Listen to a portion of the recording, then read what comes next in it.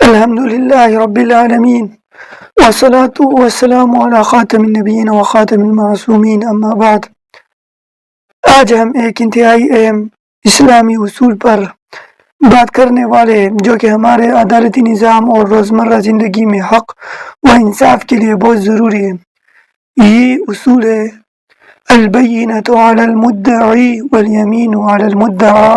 حدیث شریف میں نبی کریم صلی اللہ علیہ وسلم نے فرمایا گواہ مدعی کے ذمہ ہے اور قسم مدعا علیہ کے ذمہ ہے۔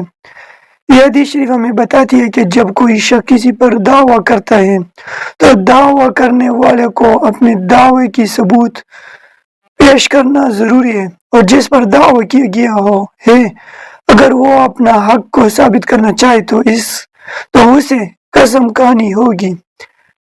یہ روایت امام ترمذی نے اس کو حسن صحیح قرار دیا ہے۔ مدعی یعنی جو دعویٰ کرتے ہیں اس کو مدعی کہتے ہیں۔ مدعا علیہ جس پر دعویٰ کیا گیا ہے، یعنی اگر کوئی شخص کہے یہ میرا مال ہے، یہ میرا موبائل ہے، تو اسے اپنے دعوے کو ثابت کرنے کے لیے گواہ پیش کرنے ہوگے۔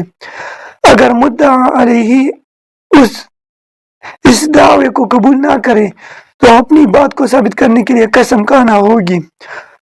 قرآن کریم میں رب کائنات جل جلالہ فرماتا ہے وَاسْتَشْهِدُوا شَهِيدَيْنِ مِن رِجَالِكُمْ فَإِن لَّمْ يَكُونَا رَجُلَيْنِ فَرَجُلٌ وَامْرَأَتَانِ، یعنی دو اشخاص کو اپنے مردوں میں سے گواہ کر لیا کرو، اگر وہ دو گواہ مرد نہ ہو تو ایک مرد اور دو عورتیں ہوں۔ یہ اصول ہمیں گواہی کے ضابطہ کو سمجھنے میں مدد دیتا ہے اور عدالتی انصاف کو مضبوط کرتا ہے۔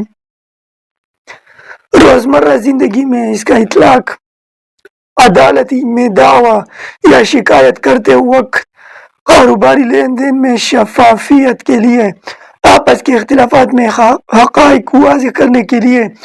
یہ اصول ہمیں یاد دلاتا ہے کہ اسلام میں انصاف اور شفافیت کی کتنی اہمیت ہے۔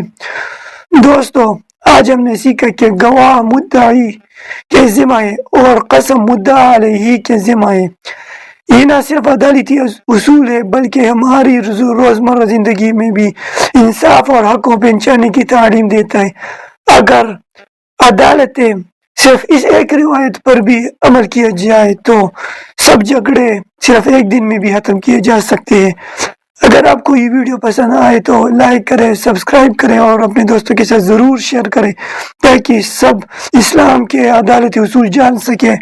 اللہ آپ کے علم میں اور ہمارے علم اور بصیرت میں اضافہ فرمائے، آمین یا رب العالمین۔